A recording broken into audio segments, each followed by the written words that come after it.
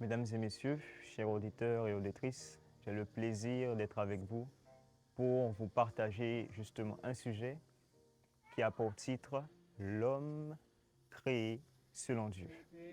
Je m'appelle Bonhomme Steven et pour introduire le message, la discussion, nous allons faire justement une courte prière.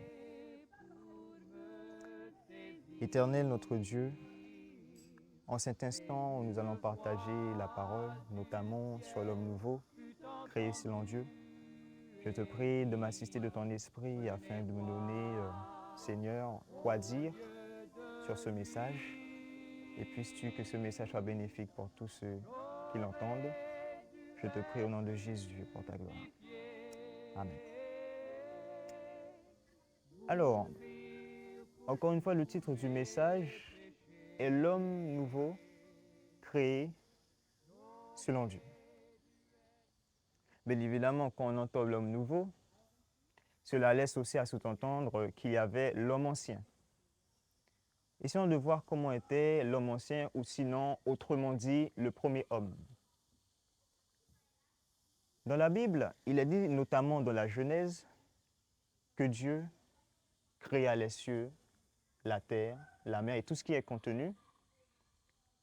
Et plus précisément, il a créé justement l'homme et la femme, Adam et Ève. On connaît l'histoire. Dieu les a installés dans le jardin. Il a donné de tous les fruits des arbres à manger. Donc ils avaient une certaine liberté, une certaine variété de mets, de gastronomie, si je peux le dire. Par contre, ils avaient une seule et unique interdiction, c'était de ne pas manger le fruit de l'arbre de la connaissance du bien et du mal. C'est déjà intéressant. Ils avaient la possibilité de manger le fruit de l'arbre de vie. L'homme vivait heureux, l'homme vivait paisiblement, jusqu'à ce qu'arrivait un moment où Ève a été séduite par le serpent et a mangé de ce fruit. Puis il a proposé à son mari, et on sait ce qui s'ensuit. Ils ont péché, ils sont tombés dans le péché, et ils ont été chassés du jardin en conséquence. La conséquence, c'est qu'aujourd'hui, à cause de ce péché, tout homme est né pécheur. Seth, Abel, Caïn, Noé, la descendance de Noé, Abraham, jusqu'à nos jours, tous les hommes, sans exception. À cause du péché d'Adam, nous sommes nés pécheurs et nous sommes condamnés. Car il est dit, car le salaire du péché, c'est la mort.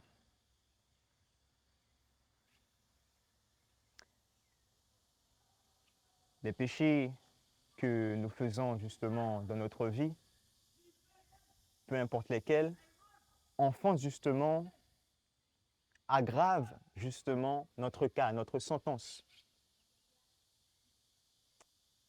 Et justement, l'humanité est en problème, selon la loi et les prophètes, selon l'Ancien Testament. Il est dit d'une part, l'âme qui pêche, c'est celle qui mourra. Le Père ne portera pas l'iniquité de son Fils et le Fils ne portera pas l'iniquité de son Père. Autre part, il est dit que chacun mourra pour son péché. C'est la loi. Ce sont les prophètes qui le disent. Et c'est Dieu qui a ordonné à Moïse d'écrire la loi et c'est Dieu qui a inspiré les prophètes justement de dire ces choses. Donc justement, l'humanité est en problème. Non seulement à cause de nos péchés personnels, mais aussi à cause du péché d'Adam.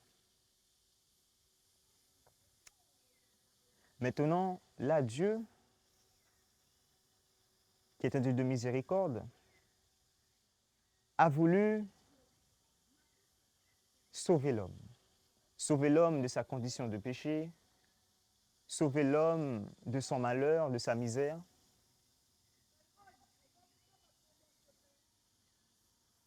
Mais le problème aussi, c'est qu'il devait aussi respecter sa loi. Dieu est un Dieu de justice et pour lui, il est inconcevable que son amour puisse être en dehors de la justice, en dehors de la loi, car il est dit même dans Corinthiens 13 que l'amour se réjouit de la vérité, l'amour se réjouit de la justice. Il est dit dans Proverbe que une nation s'élève par la justice. Une nation s'élève par la justice. La nation a pour gloire la justice. La justice glorifie la nation. Pourquoi pas celle de Dieu? Il est dit dans Ésaïe 9, le chapitre 9, « Donnez à l'empire de l'accroissement et une paix sans fin au trône de David et à son royaume, l'affermir par le droit et par la justice, dès maintenant et à toujours. Voilà ce que fera le zèle de l'Éternel des armées. » Il est important que Dieu agisse pour nous sauver tout en respectant la justice de la loi et des prophètes. Donc Dieu est un problème pour nous sauver, justement. La question qui se pose, comment Dieu peut-il nous sauver, nous pécheurs, tout en respectant ce que demande la loi? Je répète, ce que demande la loi, c'est la mort du pécheur.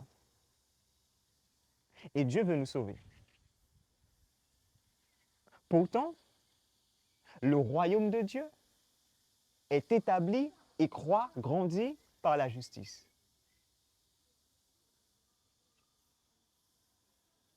Comment Dieu peut-il sauver une race qui est condamnée par le péché, qui doit mourir à cause de son péché?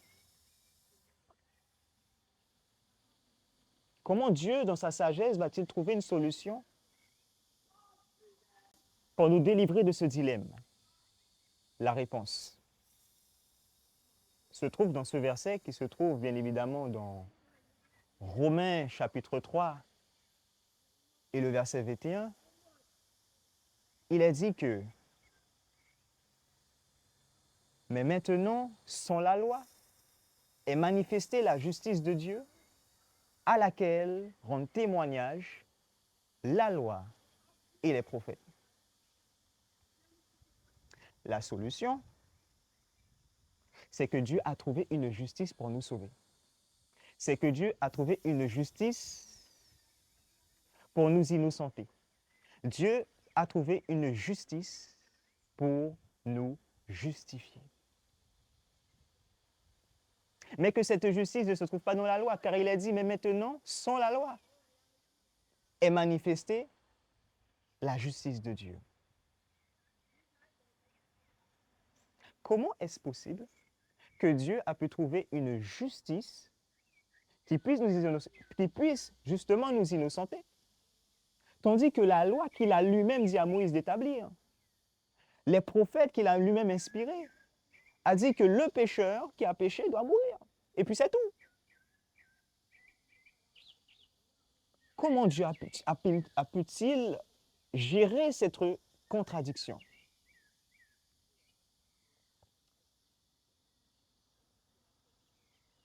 La réponse se trouve dans le verset même. Je reprends le verset, Romains chapitre 3, le verset 21. Mais sans la loi a été manifestée cette justice de Dieu, à laquelle rendent témoignage la loi et les prophètes. La réponse se trouve dans cette partie du verset, à laquelle rendent témoignage la loi et les prophètes. Il faut savoir que quand la Bible dit témoignage, cela veut dire un bon témoignage. Il y a une référence que je peux appuyer qui se trouve dans 1 Jean chapitre 3, lorsque Paul dit à un certain personnage que il a un bon témoignage. Quand il est dit dans Romains 3 que la loi et les prophètes leur ont dit un témoignage, un bon témoignage, c'est que cette justice qui ne vient pas de la loi, qui ne vient pas des prophètes, eh bien cette justice a accompli. Cette justice a répondu aux exigences de la loi et des prophètes. C'est la raison pour laquelle que la loi et les prophètes ont rendu un bon témoignage à cette fameuse justice de Dieu.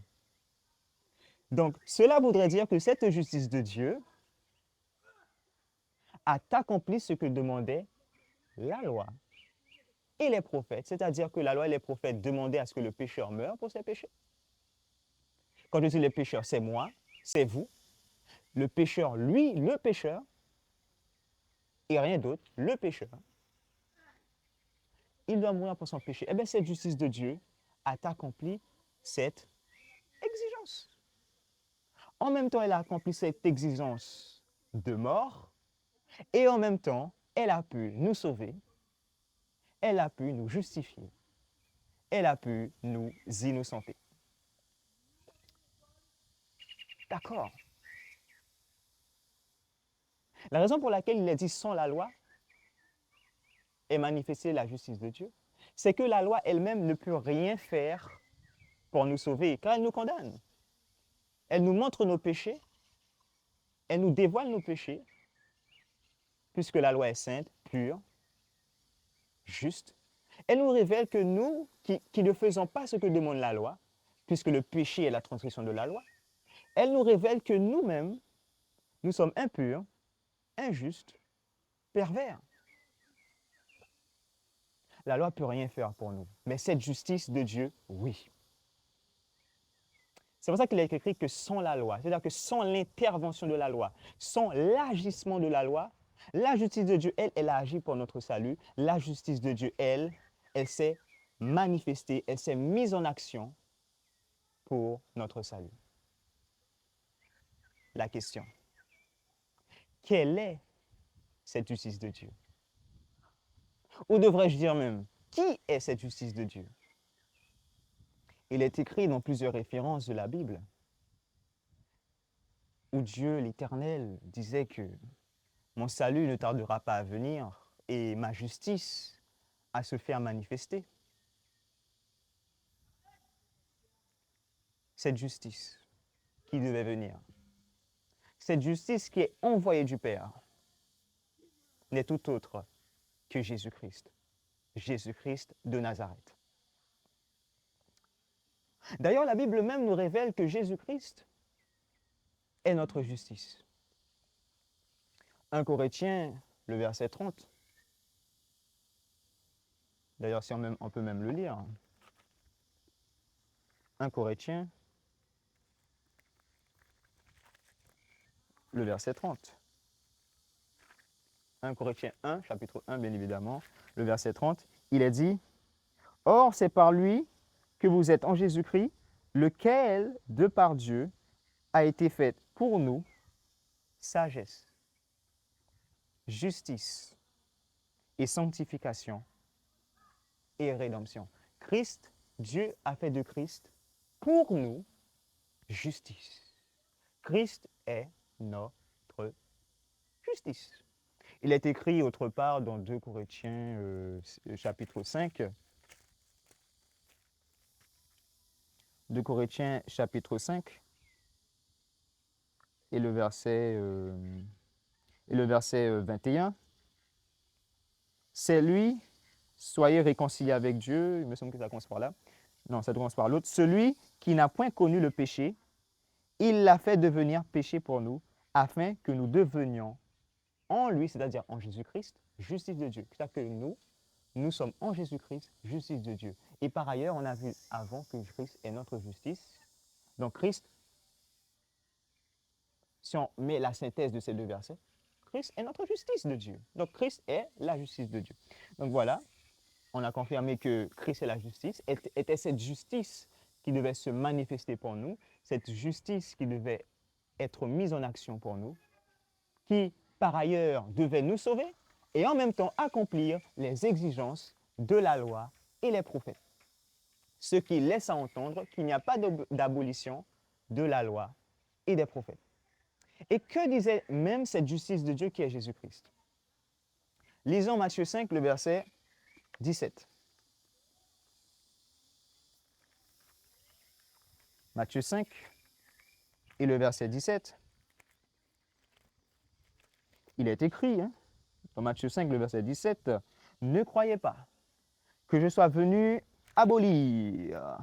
Je sois venu pour abolir la loi, cette fameuse loi qui exigeait la mort et les prophètes. La loi ou les prophètes, je suis venu non pour abolir, mais pour accomplir. Car je vous le dis en vérité, tant que le ciel qu'on voit là, la terre qu'on voit là, la terre ne passeront point, il ne disparaîtra pas de la loi un seul iota ou un seul trait de lettre jusqu'à ce que tout soit arrivé. » Christ, justement, qui est cette justice de Dieu, n'a pas aboli cette loi et les prophètes. Au contraire, il a lui-même dit qu'il est venu accomplir. Donc, de ce fait, Christ a pu non seulement nous sauver, nous justifier, nous innocenter et en même temps accomplir la loi et les prophètes. C'est ça la justice de Dieu qui a répondu non seulement aux exigences de la loi et justement qui nous a sauvés. Ok, cette justice de Dieu nous a sauvés par Jésus-Christ. Mais la question qu'on devrait se poser maintenant, mais comment maintenant cela s'est fait? Parce qu'il y a un problème. Il y a quoi à sauver? Oui, il y a quoi à sauver. Il y a quoi à sauver? Parce que si on reprend maintenant la loi et les prophètes qui demandent à ce que le pécheur meure pour son péché,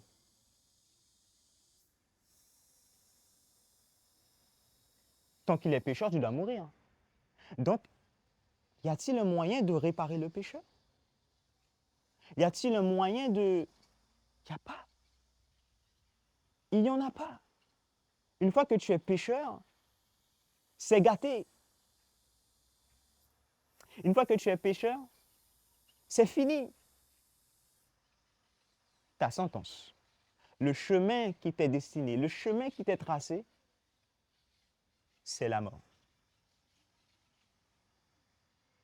C'est la mort. Et cette mort nous a été affligée, bien évidemment, à cause du péché d'Adam. Le péché d'Adam, il est dit dans ce verset que par la désobéissance d'un seul, tous sont rendus pécheurs. Prenons la référence.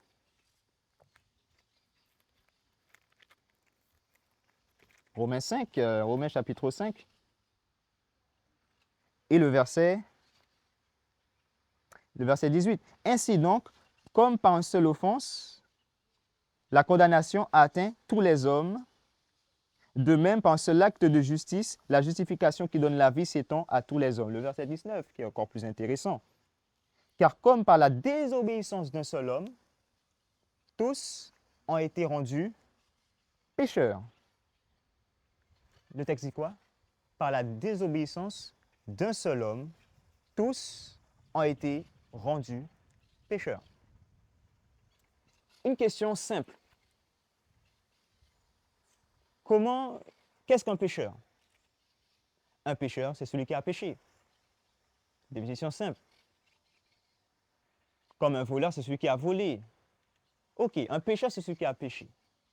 Comment ça se fait que c'est le péché d'un seul homme qui nous rend, nous tous, pécheurs? C'est que le péché d'Adam en Éden est le péché de tous les hommes. C'est le péché commun, ou autrement dit, c'est le péché universelle de tous les hommes. Donc, par le péché d'Adam, tous les hommes ont été amenés à la mort. Par le péché d'Adam, tous les hommes ont été amenés à la perdition.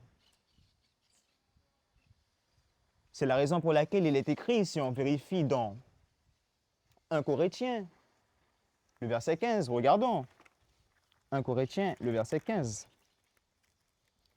Alors, dans le verset 22, il est dit, « Et tous meurent en Adam. » Et tous meurent en Adam. En quoi on est mort en Adam? C'est parce que nous étions en Adam et avec Adam dans le jardin d'Aden quand il a mangé de ce fruit. Lorsqu'il a mangé de ce fruit, nous avons aussi mangé de ce fruit en lui avec lui car nous étions dans ses reins. Et c'est la raison pour laquelle que par ce péché, nous sommes morts. La mort a atteint tous les hommes. Comment ça se fait que nous étions en Adam? Il y a un principe biblique. Allons bien évidemment dans Hébreux, chapitre 7. Hébreux, chapitre 7. Évidemment, quand il parlait justement avec Lévi et Abraham, il est dit dans Hébreux 7, le verset 5, « Ceux des fils de Lévi qui exercent le sacerdoce ont d'après la loi l'ordre de lever la dîme sur le peuple, c'est-à-dire sur leurs frères, qui cependant sont issus des reins d'Abraham. Il ne tirait, le verset 6, et qui ne tirait pas de son origine, il leva la dîme sur Abraham et il bénit celui. Est-ce que je ne suis pas confondu? Je reprends. Et lui qui ne tira pas, le verset 6, et lui qui ne tira pas de son origine, il leva la dîme sur Abraham et il bénit celui qui avait les promesses.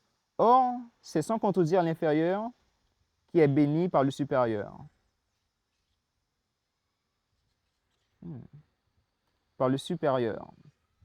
Et ici, ceux qui perçoivent la dîme sont des hommes mortels, mais là, c'est celui dont il est attesté qu'il est vivant. De plus, Lévi, le verset 9 qui est intéressant, de plus, Lévi qui perçoit la dîme l'a payé par ainsi dire par Abraham, car il était encore dans les reins de son père lorsque Melchisédek alla au-devant d'Abraham.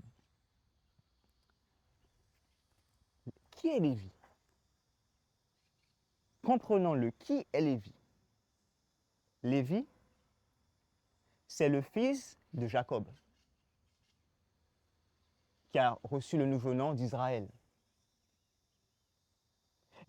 Israël ou Jacob est le fils d'Isaac, et Isaac est le fils d'Abraham.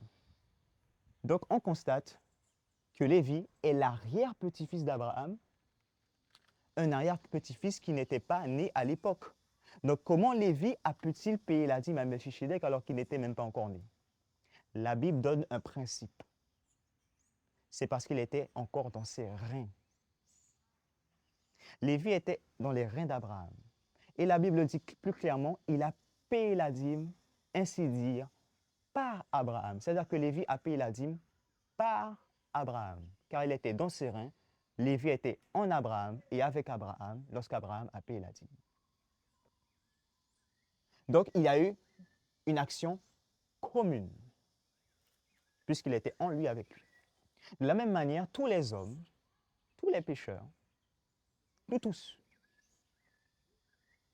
nous étions en Adam et avec Adam lorsqu'il a mangé de ce fruit. Ève est une exception parce qu'elle était déjà née et elle a péché elle-même. C'est la raison pour laquelle il est écrit. Et comme tous meurent en Adam, nous mourrons tous en Adam lorsqu'il a péché. Mais attention, cela ne veut pas dire que c'est nous qui devons demander pardon au péché d'Adam. C'est Adam qui a été à l'initiative de ce péché, donc c'est à lui de demander pardon pour ce péché qu'il a fait. Mais son péché nous a tous embarqués parce que nous étions en lui et avec lui. Donc là, c'est déjà gâté. Dès avant notre naissance, c'est déjà gâté. Et lorsque nous naissons tout pécheurs. Même dans le ventre, le sein maternel, nous péchons déjà. Donc c'est déjà un problème.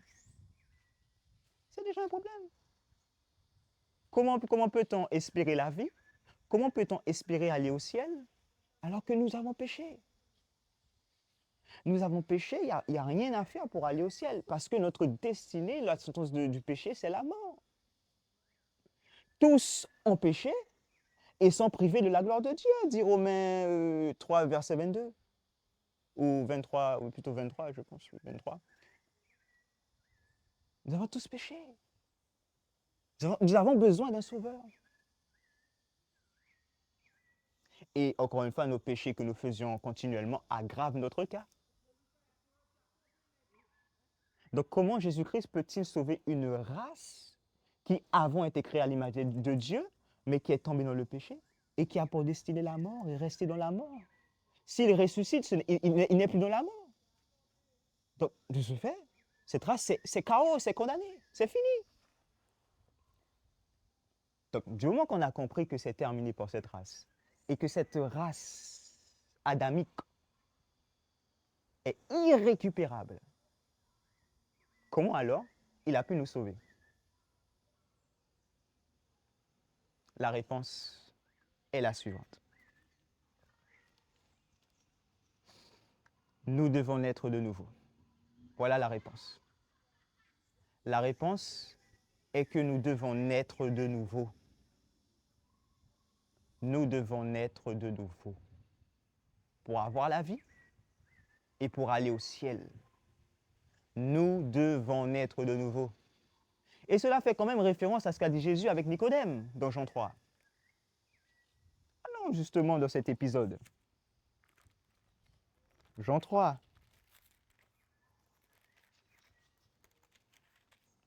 Jean 3, il est dit, après que Nicodème commence à introduire Jésus avec toutes les discussions, une discussion d'introduction, Jésus lui répond de manière directe dans le verset 3. Jésus lui répondit, en vérité, je te le dis, si un homme ne naît de nouveau, il ne peut voir le royaume de Dieu. C'est normal qu'un homme doit naître de nouveau pour voir le royaume de Dieu. Parce que l'ancien homme, ça veut dire le pécheur, l'homme charnel, l'homme qui a connu le péché, mais c'est fini. Sa sentence, c'est la mort. Et rien d'autre. La loi et les prophètes le disent. La justice de Dieu qui est Jésus n'est pas venu pour abolir, il l'a dit. Il faut alors naître de nouveau. Il faut alors être une nouvelle créature. Et ce n'est pas quelque chose qui est inconnu dans la Bible. Il faut être une nouvelle créature. Donc voilà ce que dit Jésus, en plus pour être une nouvelle créature, pour aller au ciel, auprès du Père. Donc il dit, je reprends, en vérité, je te le dis, si un homme ne naît de nouveau, il ne peut voir le royaume de Dieu. Donc Jésus parlait à Nicodème, docteur de la loi, quelqu'un qui devait être normalement un grand connaisseur de l'Ancien Testament. Donc il commence à l'introduire avec ce bout de phrase. Normalement, Nicodème aurait dû comprendre, car Jésus comprenait que c'était un homme de grand niveau qu'il parlait. Normalement, il n'a pas compris. Bon, peut-être que Jésus allait un peu trop brefement, avec peu de mots qui pouvaient aider Nicodème. D'accord. Jésus reprend. Alors Nicodème dit dans le verset 4, Nicodème lui dit, comment un homme peut-il naître quand il est vieux? Peut-il rentrer dans le sein de sa mère et naître? Par rapport à ce verset 4, il faut bien comprendre quelque chose. Et ça, c'est la base. Si on ne comprend pas cette base, on ne va rien comprendre après. La base, Nicodème avait compris que Jésus lui parlait d'une naissance littérale.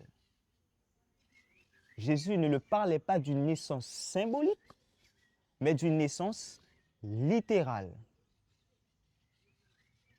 Non seulement littérale, mais aussi individuelle à la personne. Je reprends. Nicodème a compris que Jésus lui parlait d'une naissance littérale et individuelle à la personne. Donc, si un homme ne naît de nouveau, on a vu que la loi et les prophètes demandaient une mort littérale. Comment la nouvelle naissance peut être symbolique? Ce n'est pas équilibré. Donc il faut que la nouvelle naissance soit aussi littérale. Et comme il a dit, si un homme, donc littéral et individuel. Si on est là-dessus, on part d'une bonne base. Mais si on pense que c'est symbolique, c'est fini, on est hors thème. Donc c'est une naissance littérale et individuelle. Et Jésus a dit, tellement c'est véritable, a dit, ne t'étonne pas de ce que je ai dit de ces choses. On continue. Jésus répond pour donner un peu plus de précision à Nicodème, pour savoir si Nicodème se rappelle de quelques cours théologiques, quelques cours de docteur de la loi. Il dit dans le verset 5, Jésus répondit, en vérité, je te le dis, si un homme ne naît d'eau et d'esprit, il ne peut entrer dans le royaume de Dieu. Si un homme ne naît d'eau et d'esprit, il ne peut entrer dans le royaume de Dieu. Alors là, Jésus a essayé de donner une nouvelle tentative à Nicodème pour qu'il puisse comprendre ce qu'il veut dire là.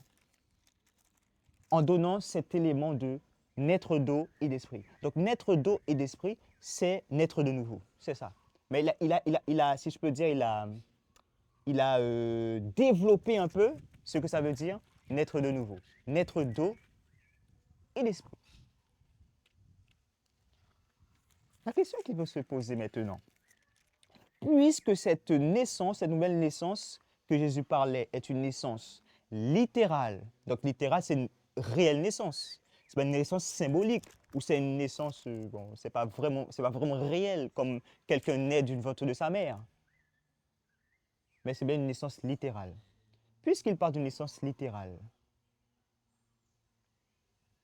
de quelle eau on parle quand il dit naître d'eau? Donc, quand on entend naître d'eau, on plonge tout de suite à l'idée du baptême, notamment avec, dans les versets plus bas, on voit Jean-Baptiste qui baptise d'eau. D'accord, mais laissez-moi vous dire que naître d'eau n'est pas le baptême par immersion. Naître d'eau n'est pas le baptême d'eau par immersion. Et laissez-moi vous donner les arguments qui prouvent ces choses. Premier argument, c'est que c'est une naissance littérale. Et le baptême par immersion ne constitue pas une naissance, une nouvelle naissance littérale. On a bien la preuve. Quand quelqu'un se baptise dans l'eau, ne veut pas dire que la personne est réellement née de nouveau dans sa vie. L'empereur Constantin, on l'a bien vu, le premier empereur qui a été baptisé, on a vu ce qu'il a fait. Il a complètement changé, il a complètement défiguré la face du christianisme. Et bien évidemment, dans nos communautés, on voit que même si les personnes sont baptisées, ça ne veut pas dire qu'il y a eu changement véritablement. Premier argument. Deuxième argument. Et je reprends pour le premier argument. Le baptême d'eau par immersion, c'est symbolique. C'est symbolique. Car quand on plonge, bon, vous avez compris.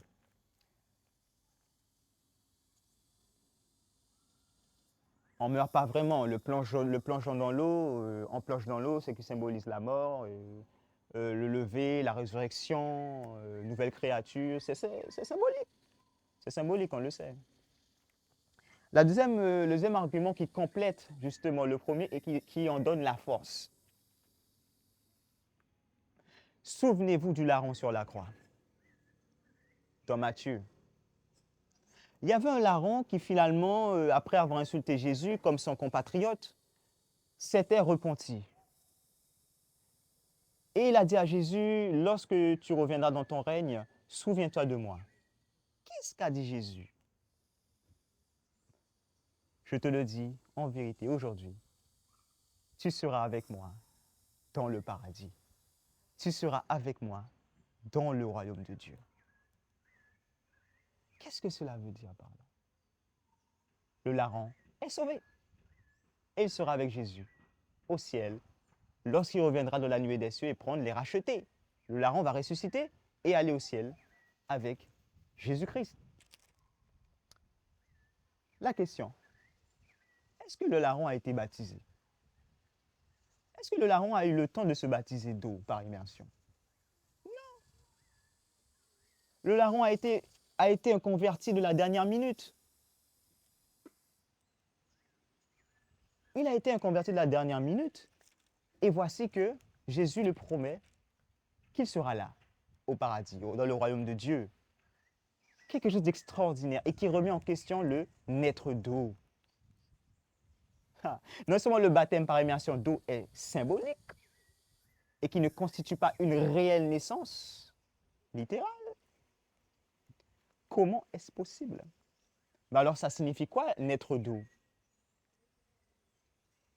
Quand Jésus a dit naître d'eau, qu'est-ce qu'il voulait dire par là? Naître d'eau.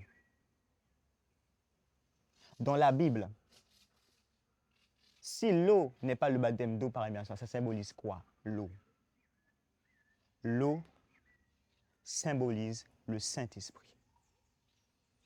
L'eau symbolise le Saint-Esprit. Souvenez-vous de Jésus quand il parlait avec la Samaritaine. Si tu connaissais le don de Dieu, tu lui aurais toi-même demandé à boire. Et cette eau jaillira de ton cœur, le sein de ton cœur, qui jaillira jusque dans la vie éternelle. C'est le Saint-Esprit. Cette pluie qui doit tomber, le Saint-Esprit. Quand Jésus dit, je suis l'eau vive, si quelqu'un boit de cette eau, il n'aura jamais soif. Et cette eau jaillira au sein de son cœur, dans son sein. N'est-il pas dit que garde ton cœur que plus que toute autre chose, car de là viennent les sources de la vie. Mais quelle est cette source qui doit demeurer dans le cœur? Le Saint-Esprit. Donc quand on dit naître d'eau et d'esprit, on fait référence en fait à une seule et unique entité, le Saint-Esprit. C'est le Saint-Esprit. Naître d'eau et d'esprit fait référence au Saint-Esprit. Les deux, c'est une seule unique chose, le Saint-Esprit. Et quand justement Jésus a dit à Nicodème naître d'eau et d'esprit, en fait Jésus est en train d'éveiller, il a essayé d'éveiller une connaissance de Nicodème. Parce que normalement il devait connaître l'Ancien Testament en tant que docteur de la loi. Naître d'eau. Jésus a fait référence à Ézéchiel, le chapitre 36. Allons dans Ézéchiel chapitre 36.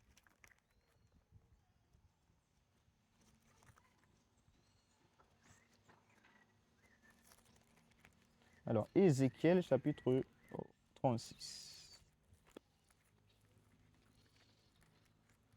Alors, Ézéchiel chapitre 36, j'y arrive. Alors, Ézéchiel chapitre 36. Et on va trouver des éléments qui, bien évidemment, sont très, très importants et très, très intéressants, ce qui montre quand même que Jésus avait la pleine connaissance pour nous aiguiller hommes, pour que nous comprenions la nouvelle naissance, que nous comprenions comment naît l'homme nouveau de manière littérale et de manière individuelle. Alors, il est écrit dans le verset 25 de Ézéchiel 36, « Je répandrai sur vous une eau pure. » Là, déjà, on parle de l'eau.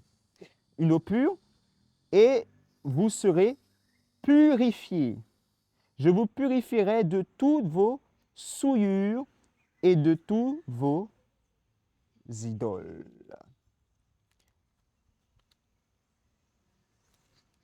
Ok.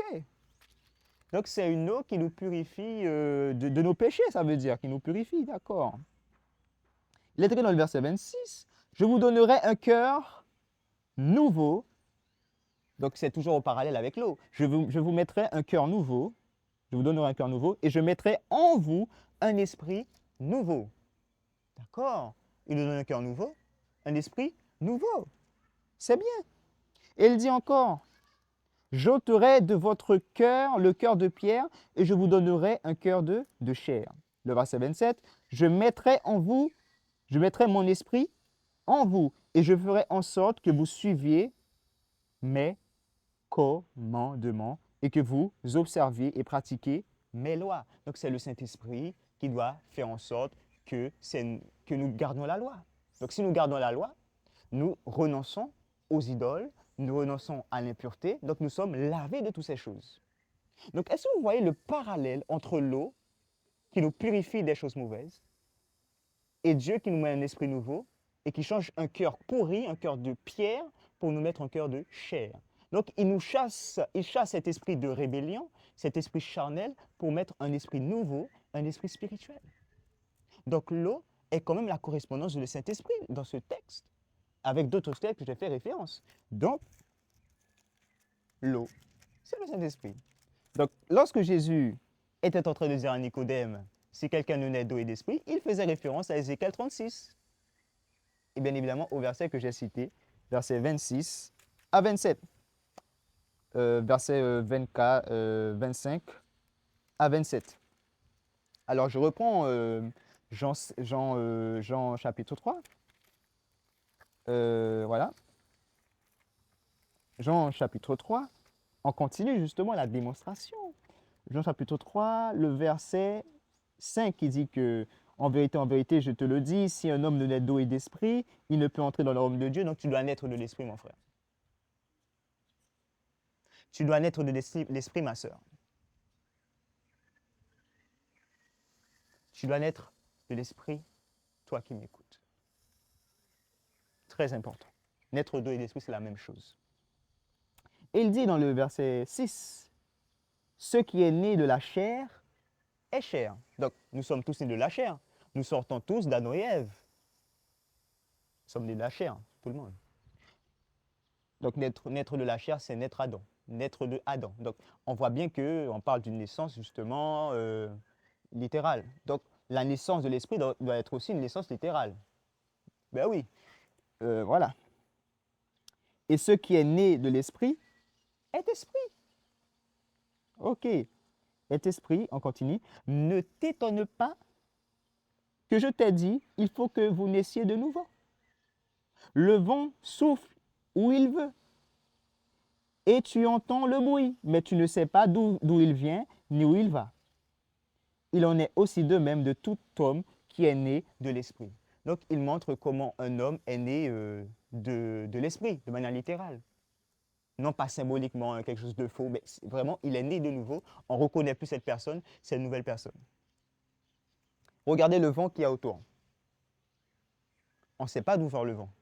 On ne sait pas si c'est là-bas, si c'est ici, si c'est là. On ne sait pas. Mais tout ce qu'on sait, c'est qu'on sait qu'il y a le vent par rapport au bruit des arbres. Regardez. On reconnaît que quelqu'un est né de nouveau, cela veut dire par rapport à ses actions. À ses actions. Et bien évidemment, on voit ceux qui vivent selon l'esprit. Il est écrit dans Galates que ceux qui vivent, ceux qui marchent selon l'esprit, ont crucifié les passions et la chair et ses convoitises. Ou encore, il est dit dans Galates au chapitre 4, Or, le fruit de l'esprit, c'est l'amour, la joie, la paix, la bénignité, la patience, la tempérance, et ainsi de suite. La loi n'est pas contre ces choses. Donc, si la loi n'est pas contre ces choses, la loi est pour. D'ailleurs, l'Esprit de Dieu te permet justement de vivre selon la loi, parce qu'on a vu dans Ézéchiel, il fera en sorte que tu suives ces lois, que tu pratiques ces ordonnances. On voit aussi dans Romains 6, il me semble que c'est dans Romains 8, qu'il a dit que bon, c'est par l'esprit qu'on suit la loi, mais la chair est en inimitié avec la loi, avec les choses de Dieu. Bon, voilà. C'est par l'action. Jésus est en train de nous montrer que ce n'est pas forcément quelque chose qui est visible tout de suite, parce que nous avons ce corps de pécheur, ce corps de péché. Mais cela ne veut pas dire que nous sommes nés de nouveau. Cela ne veut pas dire que nous ne sommes pas nés de nouveau. Voilà la vraie formulation. Cela ne veut pas dire que nous ne sommes pas nés de nouveau parce que nous avons cette chair. Parce que l'homme nouveau, c'est Jésus-Christ.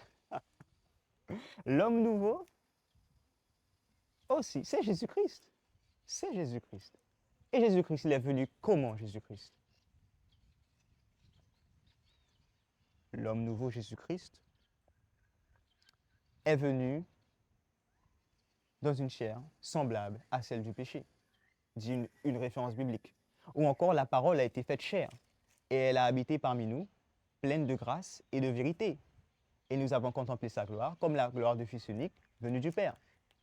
Donc, quelque part, Christ qui est l'homme nouveau, est premièrement né dans la chair, sans pour autant commettre de péché. Ah, donc parce qu'il a vécu selon l'esprit. Donc, quelqu'un qui est né de nouveau ressemble à l'homme nouveau, Christ.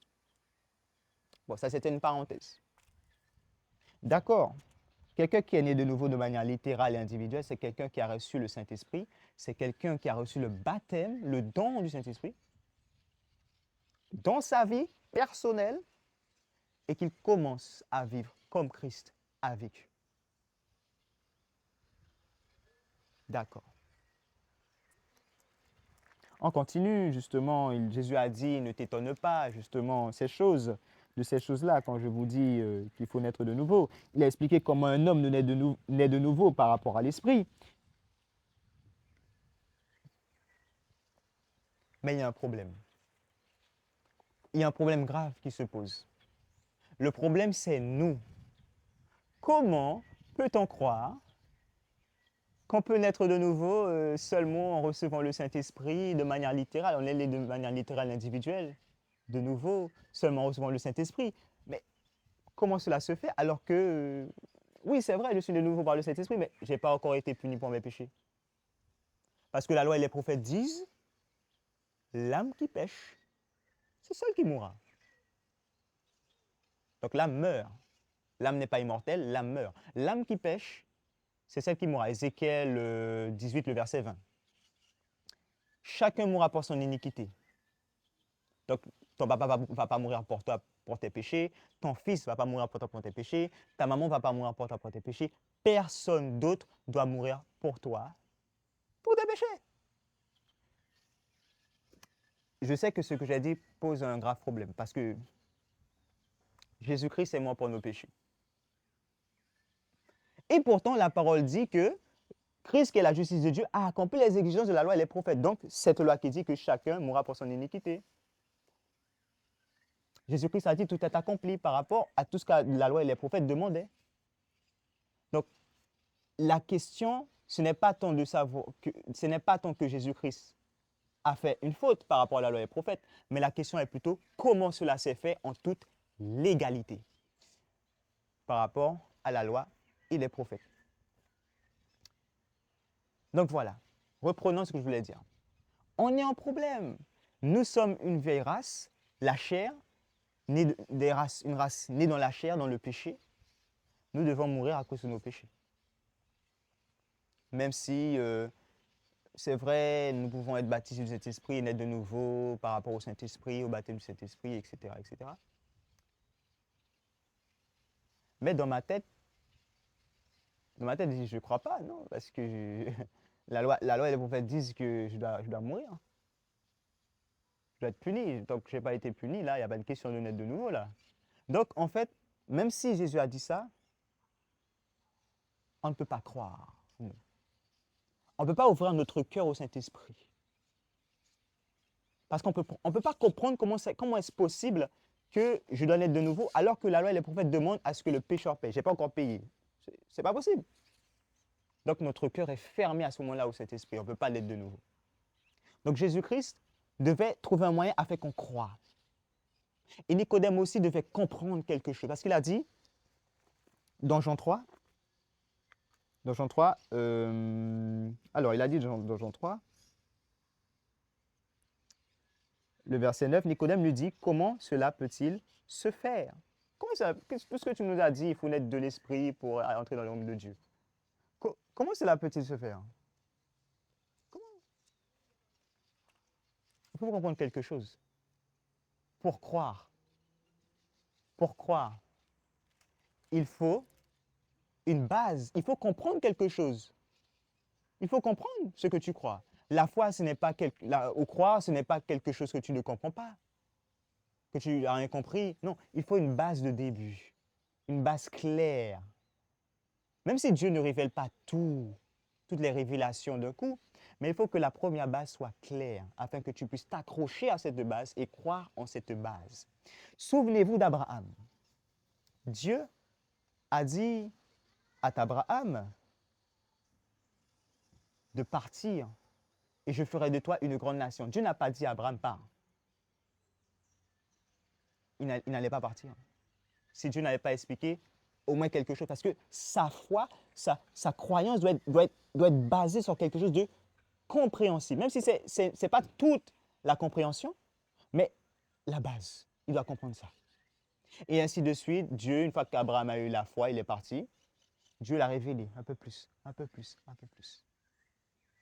Donc Nicodème, pour croire, il doit comprendre, mais comment cela est possible que c'est le Saint-Esprit c'est le Saint-Esprit que justement qui me fait naître de nouveau de manière individuelle et littérale dans ma vie, alors que je dois être puni pour mes péchés par rapport à mon ancienne vie. C'est que je ne suis pas réellement de nouveau puisque je n'ai pas encore été puni. Donc il doit croire, tu vois, il doit être puni, les lois doivent être accomplies, sa punition, sa condamnation doit être accomplie pour qu'il puisse croire en sa nouvelle naissance. Parce qu'au moins il sait que l'ancienne naissance s'est débarrassée. La loi qui a demandé que les péchés doivent être punis, eh bien c'est fait. Mais tant qu'il n'y a pas de cette base-là, il ne pourra pas croire. Et d'ailleurs, au passage, j'ai oublié de vous dire, lorsque Jésus a dit à Nicodème, il a fait référence au Saint-Esprit au vent, il a voulu montrer à Nicodème Ézéchiel 37 qui parlait justement de l'histoire des squelettes qui devaient souffler. C'est par le Saint-Esprit qui devait ressusciter des morts, de la mort spirituelle. C'est pas un hasard. Maintenant là, reprenons.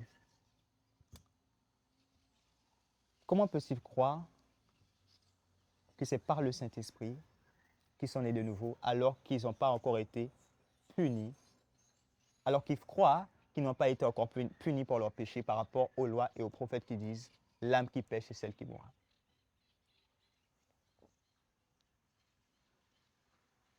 Nicodème a posé d'une manière ou d'une autre cette question pour essayer de comprendre aussi. Jésus a alors répondu. Jésus a alors répondu.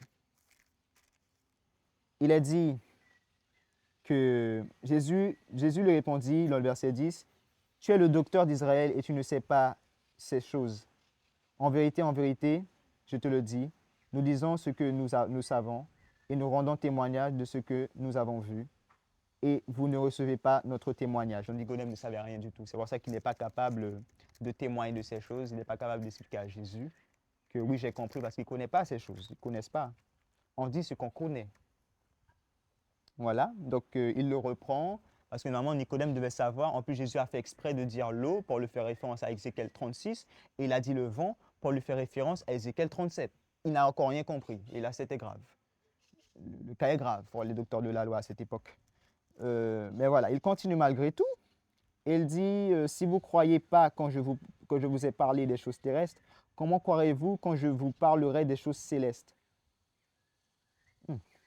Verset 13.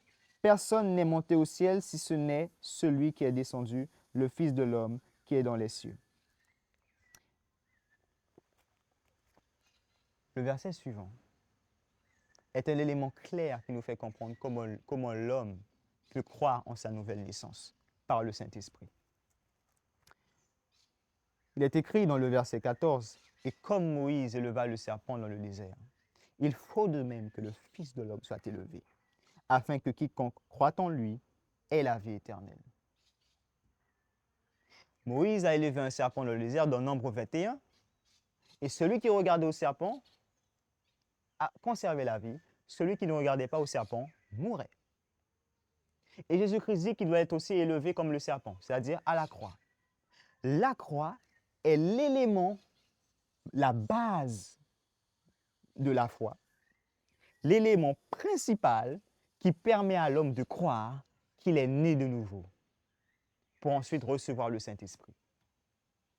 Il est écrit dans le verset 15, le verset 16 plutôt, « Car Dieu a tant aimé le monde qu'il a donné son Fils unique. » Pourquoi? Afin que quiconque croit en lui ne périsse pas, mais qu'il ait la vie éternelle. Donc, le fait, pourquoi Dieu a donné son Fils, c'est pour que les gens croient. qu'ils sont nés de nouveau. Mais pour qu'ils croient qu'ils sont nés de nouveau, je précise en Christ, qu'ils sont nés de nouveau en Christ, pour ensuite justement vivre cette réalité.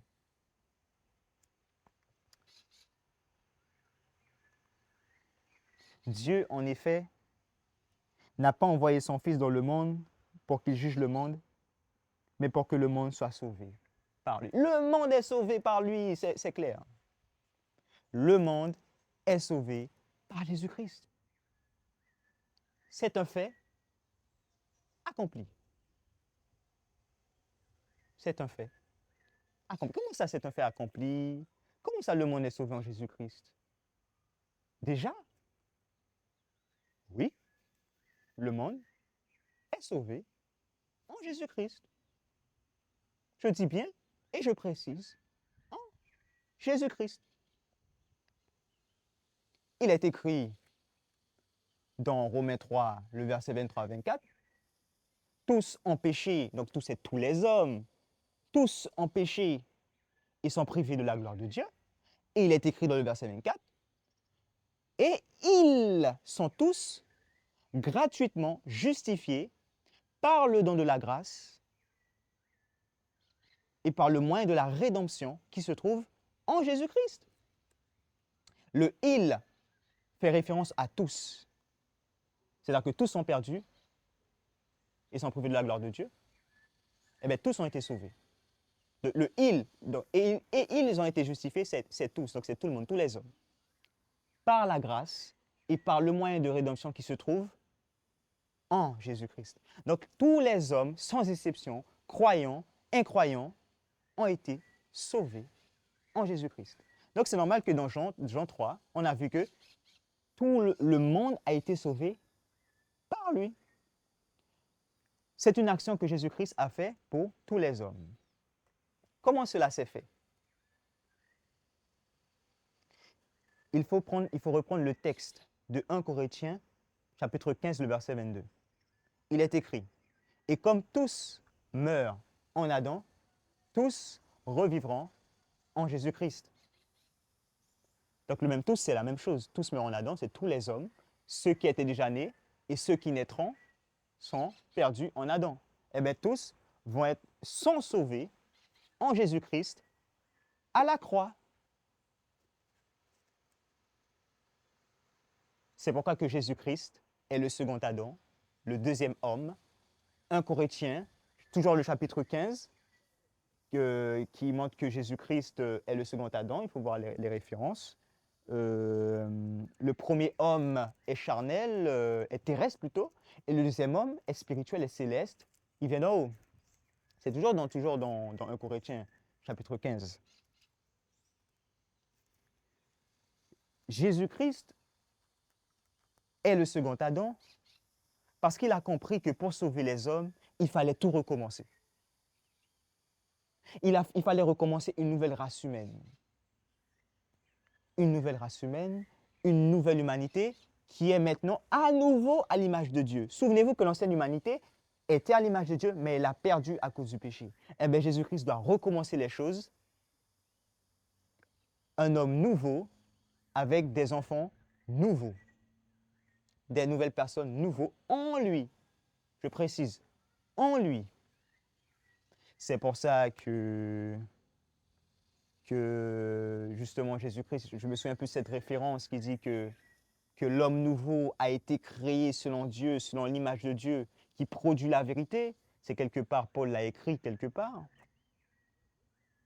Christ est l'homme nouveau.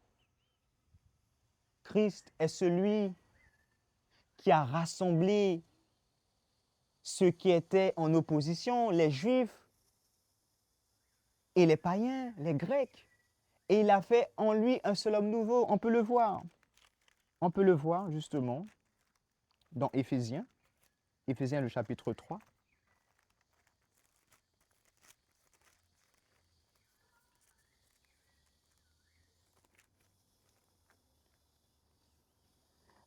Verset 13. Non, excusez-moi, Éphésiens chapitre 2 et le verset 13. Mais maintenant en Jésus-Christ, encore une fois, en Jésus-Christ, C'est très important. En Jésus-Christ, vous qui étiez jadis éloignés, vous avez été rapprochés par le sang du Christ. Où a été versé le sang du Christ? À la croix. Par le sang de Christ, car il est notre paix, lui qui des deux, en parlant des Juifs et des païens, justement, lui qui des deux n'en a fait qu'un et qui a renversé le mur de séparation, l'inimitié, ayant anéanti par sa chair la loi des ordonnances dans ses prescriptions, afin de créer en lui-même, avec les deux, un seul homme nouveau. Un seul homme nouveau, en établissant la paix et de les réconcilier l'un et l'autre en un seul corps avec Dieu par la croix, en détruisant par elle l'inimitié. On voit que Dieu, que Christ, a pris tout le monde en lui. Les Juifs et tout le reste du monde. Il n'en a fait qu'un. Alors, comme je disais, il est écrit que, comme par la désobéissance d'un seul homme, beaucoup ont été rendus pécheurs. Donc, le péché d'Adam a bien évidemment touché tous les hommes et la condamnation avec lui, ainsi que tous les hommes.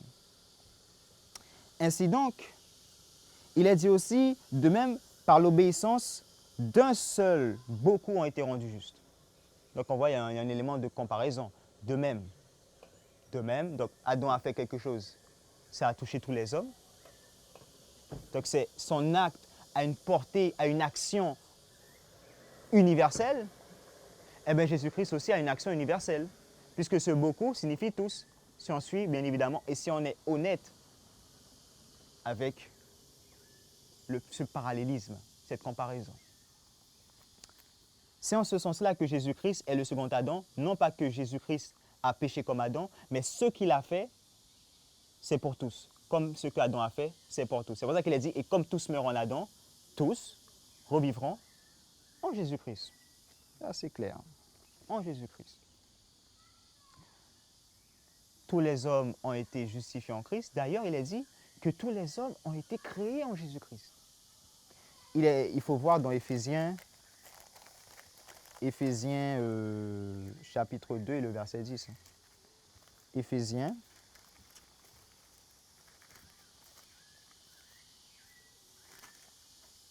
chapitre 2 et le verset 10. Car nous sommes son ouvrage, ayant été... Alors, nous sommes son ouvrage, ayant été comment? Ayant été créés en Jésus-Christ pour de bonnes œuvres que Dieu a préparées d'avance afin que nous les pratiquions.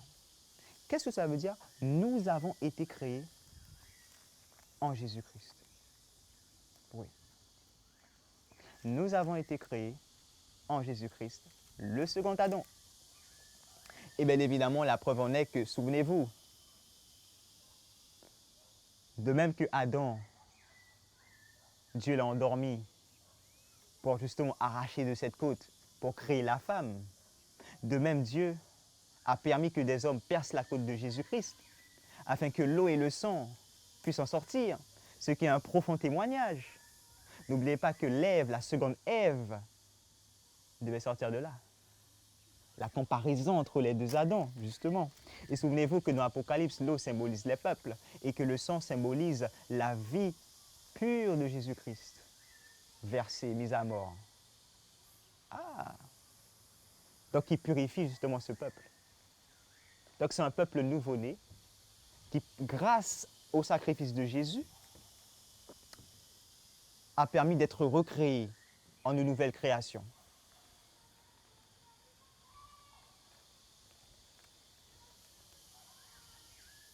Donc il y a une nouvelle humanité avec le second Adam et toute une nouvelle humanité qui a été créée en lui, justifiée en lui, innocentée, bien évidemment, en lui. Tout cela est bien. En Jésus-Christ, les péchés des hommes ont été détruits, abolis, condamnés. En Jésus-Christ, tous les hommes ont été mis à mort. Car il est écrit, et lorsque j'aurai été élevé de la terre, j'attirerai tous les hommes à moi. Comment justement Jésus-Christ a-t-il pu attirer tous les hommes à lui? C'est par le péché qui était en lui. Le péché qui était en lui, nos péchés qui étaient en lui, a permis que nous sommes liés à lui, peu importe les époques, peu importe les âges. Que nous soyons nés, que nous soyons déjà morts, c'est-à-dire Adam, Ève, les personnes qui sont déjà mortes, ou les personnes qui naîtront, tous les péchés des hommes de l'humanité tout entière, de toute époque, de toute génération, ont été mis dans le corps de Christ. C'est la raison pour laquelle il est dit dans la parole, Romains chapitre 7, qu'il est devenu le corps de péché. Donc, il est devenu même, on a vu dans 1 Corinthiens chapitre 5, verset 1, il est devenu péché pour nous. Il a englobé tous les hommes en lui parce que nous sommes devenus qu'une seule chair par rapport à nos péchés. Et ça, c'est quelque chose de littéral. Donc, à ce moment-là, lorsque Jésus-Christ est mort, c'est tous les hommes qui sont morts. Car nous avons fait une seule chair. Nous avons participé au même corps. Il est même dit dans Romains 6, notre vieil homme a été crucifié en lui, à la croix, avec Christ. Notre vieil homme a été crucifié. Notre vieil homme a été enseveli. Il a dit que tous meurent en Adam, mais tous sont morts à la croix en Adam. Mais Adam était en Jésus-Christ aussi. Donc ils ont tous fait un seul corps. Et quand Jésus-Christ est mort, c'est tous qui sont morts. Car l'amour du Christ nous presse. Car nous estimons que si un seul est mort, alors tous donc sont morts au péché. Au péché. C'est quelque chose de formidable. C'est que ça répond à la question que comment Jésus-Christ, justement, a pu satisfaire la loi et les prophètes qui disaient que c'est toi qui devais mourir. C'est toi qui devais mourir. C'est moi qui devais mourir. Mais qui pourtant c'est que Christ qui était mort à la croix. Nous sommes devenus qu'une seule chair à cause du péché qui était dans son corps. Nos péchés, dans son corps avec lui, c'est ce qui nous a fait qu'une seule chair. Peu importe le temps, les circonstances, les âges.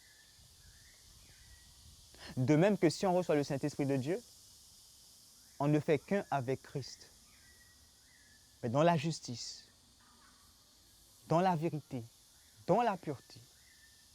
Il est écrit, nous savons que nous demeurons en lui et que lui, il demeure en nous, que lorsque nous avons reçu le Saint-Esprit. Ça se trouve dans plein de références et notamment justement dans 1 Jean chapitre 3, 1 Jean chapitre 4, l'épître de Jean, justement.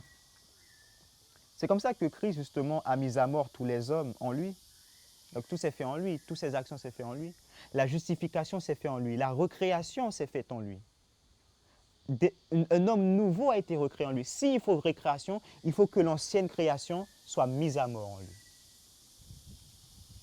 Et c'est ainsi que nous sommes nés de nouveau en lui.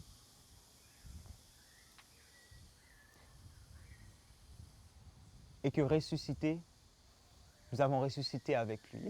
Il a dit dans Éphésiens chapitre 2. Nous avons ressuscité ensemble. Et nous sommes même assis ensemble dans les lieux célestes en Jésus-Christ. Le nouveau toi est assis en Jésus-Christ dans le ciel. Maintenant là, la question se pose. Tout a été fait en Christ de manière commune pour tous les hommes. Mais, je dis encore une fois, c'est en Christ. La vie éternelle a été donnée. La vie éternelle a été donnée. Dieu a donné la vie éternelle. Dieu a accompli cette promesse. Mais cette vie éternelle nous a été donnée en Christ. On va prendre la référence. Il se trouve dans 1 Jean chapitre 5.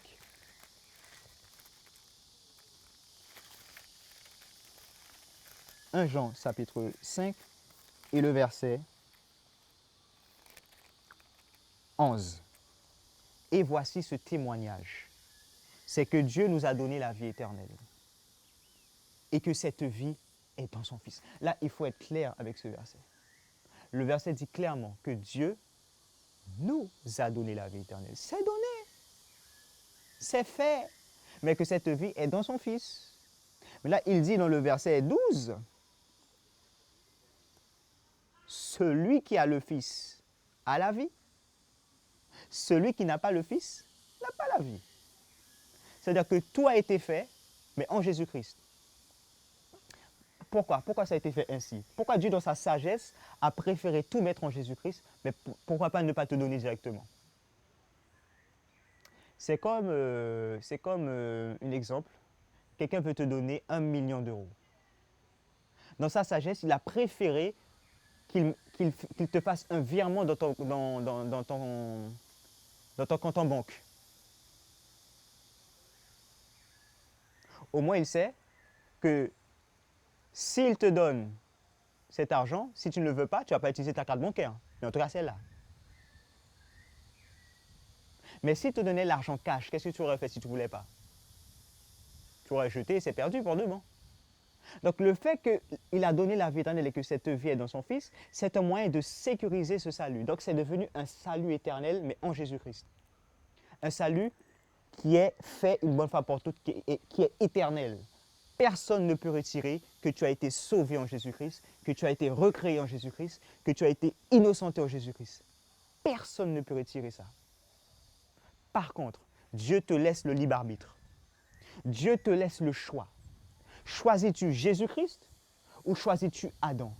Choisis-tu la vie ou choisis-tu la mort? Choisis-tu la vie selon l'esprit ou choisis-tu la vie selon la chair? C'est pour ça qu'il est écrit que celui qui a le Fils a la vie, celui qui n'a pas le Fils n'a pas la vie. Car Christ a fait quelque chose pour tous les hommes, mais là tu dois choisir parce que tu as été perdu en Adam, mais tu as été sauvé en Jésus-Christ. Mais tu as choisi les deux. Et Paul le dit, 1 Corinthiens 15, le verset 23, mais à chacun son rang. Mais à chacun son rang. C'est-à-dire que tu es mort en Adam, tu reviens en Jésus-Christ, mais tu dois choisir. Soit tu demeures en Adam, soit tu demeures en Christ, ton salut. Le seul moyen possible pour que tu demeures en Christ, ton salut, il faut que tu crois en ce que Christ a fait pour toi à la croix. Il faut que tu crois que réellement tu es né de nouveau en Christ à la croix, que tu as été recréé en Christ. Et à ce moment-là, cette réalité qui s'est faite en Christ à la croix s'appliquera dans ta vie personnelle par le baptême du Saint-Esprit qui permettra que tu fasses un avec la nouvelle créature, avec le nouveau toi qui est en Jésus. C'est ce qu'on appelle dans la parole revêtir l'homme nouveau. C'est ce qu'on appelle dans la parole, si quelqu'un est en Christ, il est une nouvelle créature. Les choses anciennes sont passées, voici toutes choses sont devenues nouvelles. Lorsque tu choisis Jésus-Christ, tu participes à la nature divine. Mais lorsque tu choisis Adam, tu restes participant à la nature charnelle. Intéressant. Lorsque tu crois en cette base, que tu es sauvé en Jésus-Christ, que tu es justifié en Jésus-Christ, Dieu, c'est-à-dire que ton cœur, le Saint-Esprit t'a convaincu de cette réalité. Le Saint-Esprit est venu pour convaincre le péché, la justice et le jugement. Déjà, rien que le fait de croire, c'est grâce au Saint-Esprit. Une fois que tu crois, tu ouvres la porte de ton cœur au Saint-Esprit. Le Saint-Esprit demeure en toi, donc tu demeures en Christ et Christ demeure en toi. Tu demeures dans ce salut, tu participes à toutes ces choses. Eh bien, tu vis l'homme nouveau. Tu vis la vie de l'homme nouveau. Qu'est-ce que c'est que la vie de l'homme nouveau? Regarde à Jésus-Christ, car Jésus-Christ est l'homme nouveau. Tu t'es revêtu de lui, et en lui, tu es une nouvelle créature. Regarde comment Jésus vivait sur la terre. C'est fort. Quelqu'un qui croit en ce que Jésus a fait vraiment, ces choses seront appliquées dans sa vie. Et c'est la raison pour laquelle que dans Jean 3, il a dit ces choses. Dans Jean 3.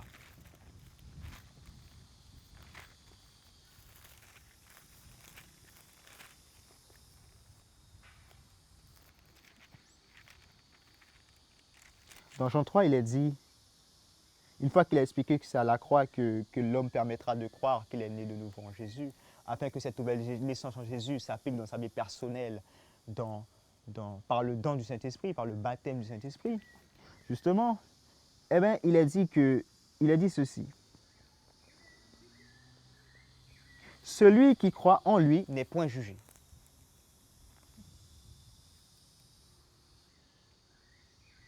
Comment ça se fait que celui qui croit en lui n'est point jugé? C'est parce que tu es né de nouveau, mon frère. Vu que tu crois en lui, tu es né de nouveau.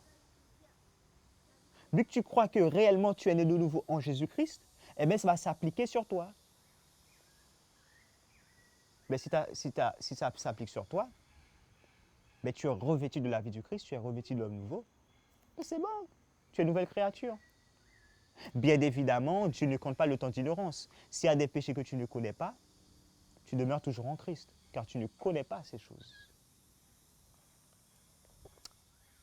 Mais si tu connais, là tu choisis délibérément le péché, donc tu choisis Adam.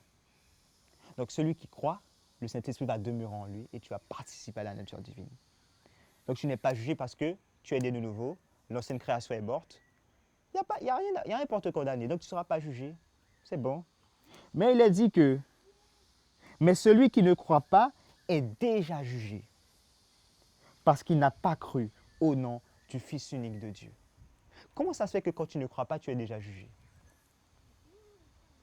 C'est que lorsque tu as choisi le péché, tu as choisi de rester en Adam, de rester dans la chair. Eh bien, mon frère, ce choix t'a déjà condamné. Le jugé là, c'est condamné. Ce choix t'a déjà condamné. Tu as choisi la condamnation, donc tu as choisi Adam, tu as choisi la condamnation, tu as choisi la mort. Demeurer dans la mort, c'est demeurer en Adam. Demeurer dans la vie, c'est demeurer en Christ. Donc ce n'est pas Dieu qui va te juger, c'est tes propres actions qui te jugent, qui te condamnent déjà. Dieu va juste te révéler pourquoi tu es condamné. C'est à cause de tes péchés, mon frère. Tu as choisi le péché, donc tu périras. Mais par les bonnes œuvres, les bonnes actions montreront que tu as choisi Christ. Il est écrit dans le verset 19, et ce jugement, c'est que la lumière est venue dans le monde, les hommes ont préféré les ténèbres à la lumière parce que leurs œuvres étaient mauvaises. Donc la lumière, c'est Jésus. Le salut est venu. Tous les hommes sont sauvés en lui. Maintenant, est-ce que tu crois que tu es sauvé en Jésus-Christ? Si tu es sauvé en Jésus-Christ, tu ne vas pas rejeter la lumière. Au contraire, tu vas vivre de cette lumière. Mais si tu choisis le péché, tu rejettes la lumière. Tu rejettes. Ça veut dire que tu ne crois pas. Le péché est le signe, est le symptôme que tu ne crois pas que tu es sauvé en Christ. Mais Dieu fait bon. Dieu prend patience afin que tu viennes à la repentance et que tu reviennes à Christ. Ta nouvelle création, ta justification.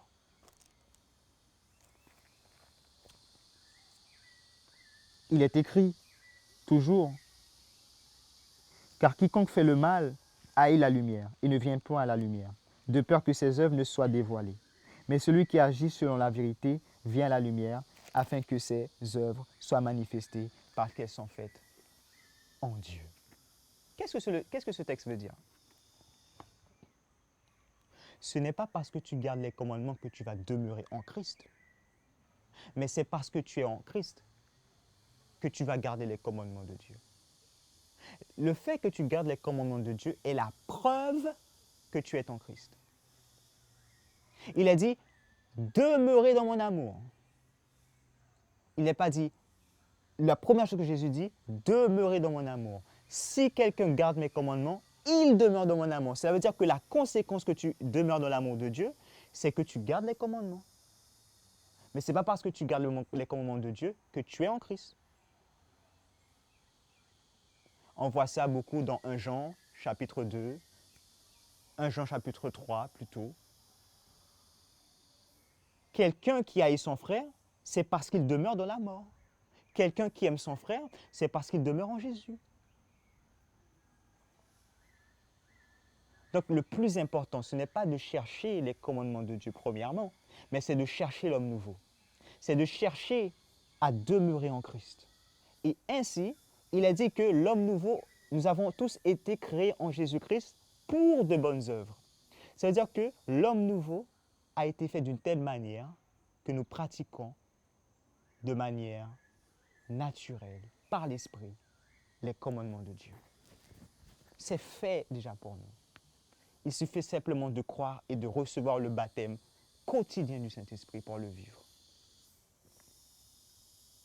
C'est en ce sens que, en croyant que Jésus a été sacrifié à la croix et que nous avons tous été recréés en lui, que nous pouvons croire et recevoir dans notre vie personnelle l'application de ces choses.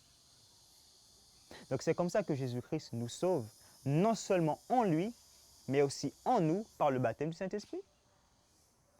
Donc le salut qui a été fait en lui s'applique en nous.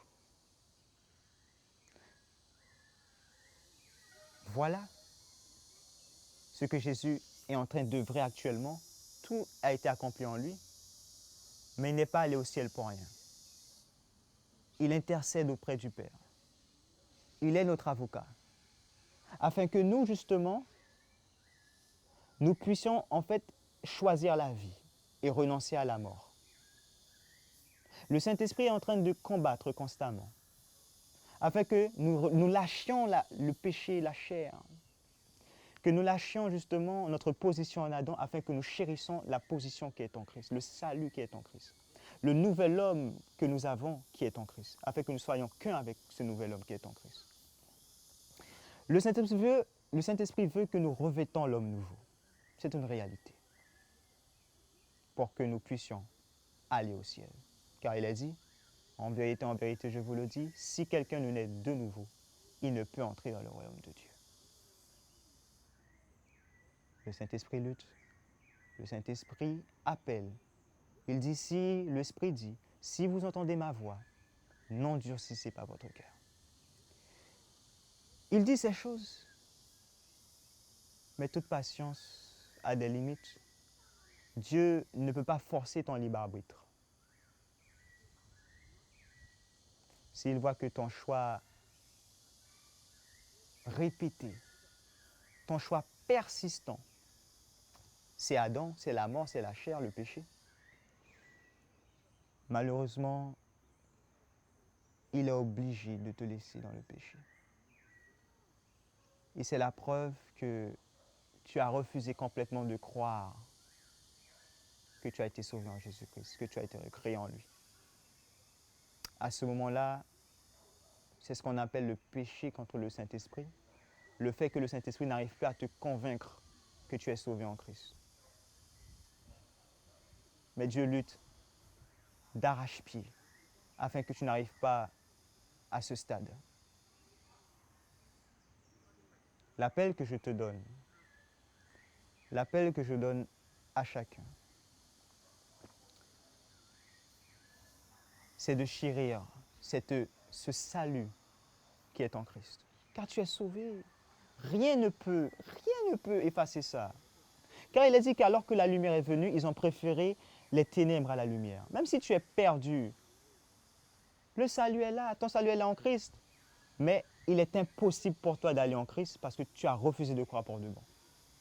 Mais le salut est là. Je te prie, pendant que Dieu te donne le temps de choisir, choisis la vie. Choisis la vie. Car il réserve des choses extraordinaires pour toi. Il te réserve Jésus-Christ, celui qui t'a tant aimé. Choisis la vie, ne le prends pas en vain. N'oubliez pas, il est écrit que Jésus est venu non pour perdre les âmes, mais pour les sauver. Choisis la vie. Comme dit le Seigneur, je vous mets à témoin, je vous prends à témoin contre le ciel et la terre. Je mets devant vous la vie et la mort. Il y avait la mort, Adam t'a mis la mort. Jésus-Christ t'a amené la vie. Dieu te dit, choisis la vie. afin que tu vives, toi et ta postérité, afin que tu vives, toi et ta famille, tes amis. Le don de la grâce, pour comprendre au final, c'est comme cet exemple. C'est un homme riche qui a acheté 30 iPhones pour une classe de 30 élèves. Les élèves étaient dehors et il y avait un élève qui a appris la nouvelle. Il a cru. Il allait annoncer cette bonne nouvelle aux 29 autres élèves qu'un homme riche a donné un iPhone pour tous, mais que ces iPhones se trouvent, excusez-moi, dans la salle. 9 personnes seulement ont cru en cette bonne nouvelle, avec le messager aussi. Donc ça fait 10. Et les 20 autres n'ont pas cru. Question, qui a finalement eu les iPhones? Ceux qui ont cru et qui sont allés. Les 10 ont cru et ils sont allés. Les 29 autres n'ont pas cru. Est-ce que l'homme riche n'a pas donné les 30 iPhones dans la salle pour eux tous? Oui, il a donné. Mais c'est celui qui croit. C'est celui qui croit qui va justement avoir ces iPhones. De même, c'est celui qui croit au sacrifice de Jésus-Christ, que tu es sauvé en lui, que tu vas recevoir le don du Saint-Esprit, afin que ce salut soit appliqué dans ta vie personnelle, afin que cette justice du Christ soit appliquée dans ta vie personnelle.